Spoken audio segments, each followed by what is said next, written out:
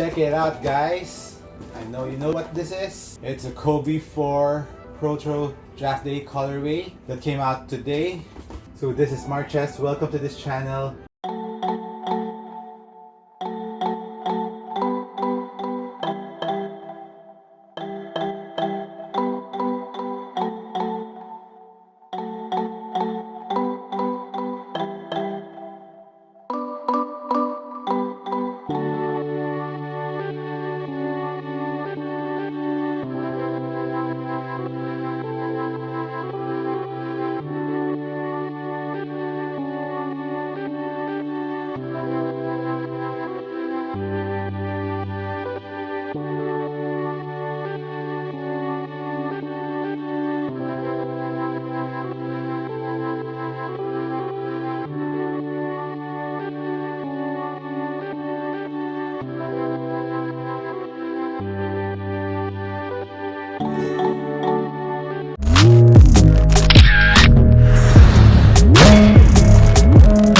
Today I was lucky that I was able to cop the Kobe 4 Protro's Draft Day colorway.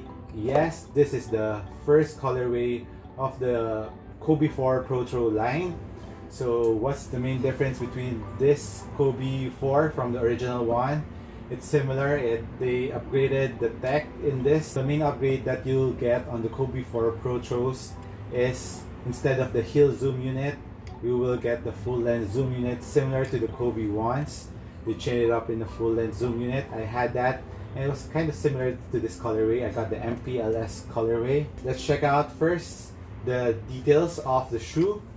So overall aesthetics, it looks pretty similar to the original ones. The forefoot, I think it's just synthetic leather, or I don't know if it's real leather.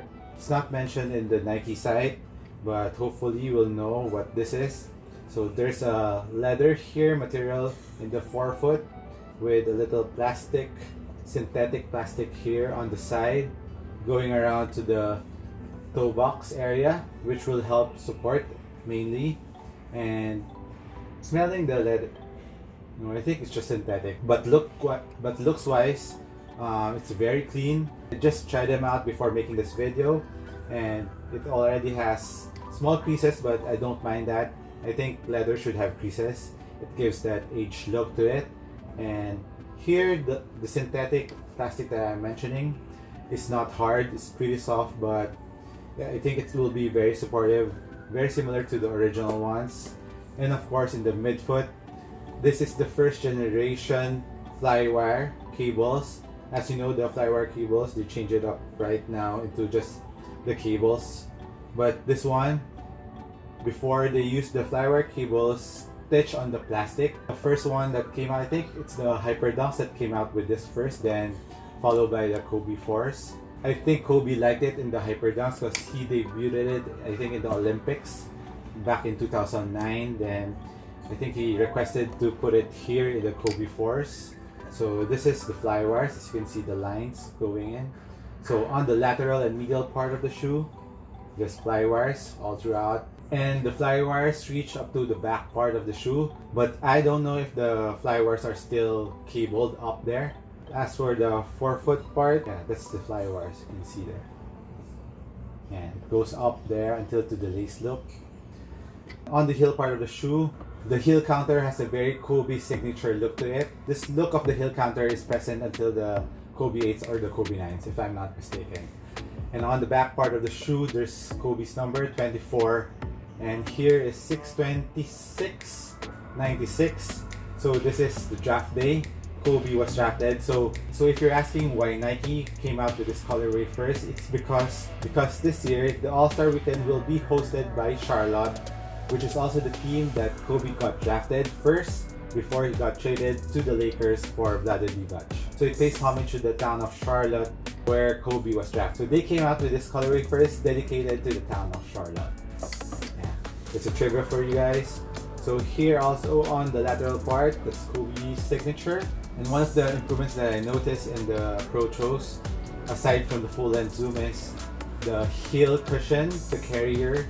Instead of the old Lunarlon or Phylon, I think they implemented the injected phylon. It's very plush, very similar to the phylon of the Y knots and the PGs. It's really soft, and while I was walking around here in my room, I feel that the impact protection will be pretty good just by walking with it. It's compressing very nicely, and I think when you play with it, when you break it in, it will improve a lot more, but hopefully it won't bottom out. Crossing my finger at that, but I don't think so. Hopefully I'm right. And now let's move on to the outsole of the shoe. This is a Kobe Force pattern, and man, while I was testing it here inside the room, I have a wooden floor here. As you can see, this blue icy sole, that's a semi-translucent outsole. This one is really sticking on the floor. It's like making the, you know, the sound that when you put a sticker on a surface and you try to take it away, you can hear that sound. It's making that sound.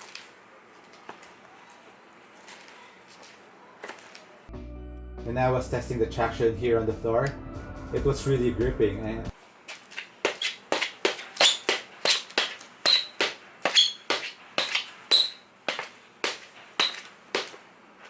I'm really excited on the traction of this one. Of course, it's a herringbone pattern. It's widely spaced, and I think dust pickup won't be a problem with this, but we'll see when I play with this. Upon touching the rubber, it's a little bit soft, so I wouldn't recommend it to be used outdoors. It's not like the Kobe 1 Protros. The Kobe 1 Protros rubber is really thick, so but with this one, it's pretty soft, so I wouldn't recommend it to be used outdoor. But as for now, the traction really looks promising. That's what I'm really excited about.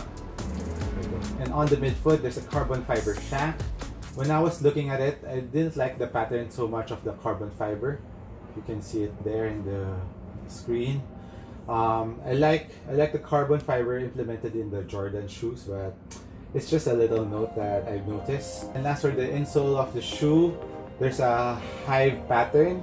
That's for Charlotte Hornets, the hexagons. Inside is the draft day of Kobe with the Nike swoosh. And step-in comfort of the shoe, very nice. If you're asking about the full length zoom, even while just walking around the room, I can feel the full length zoom.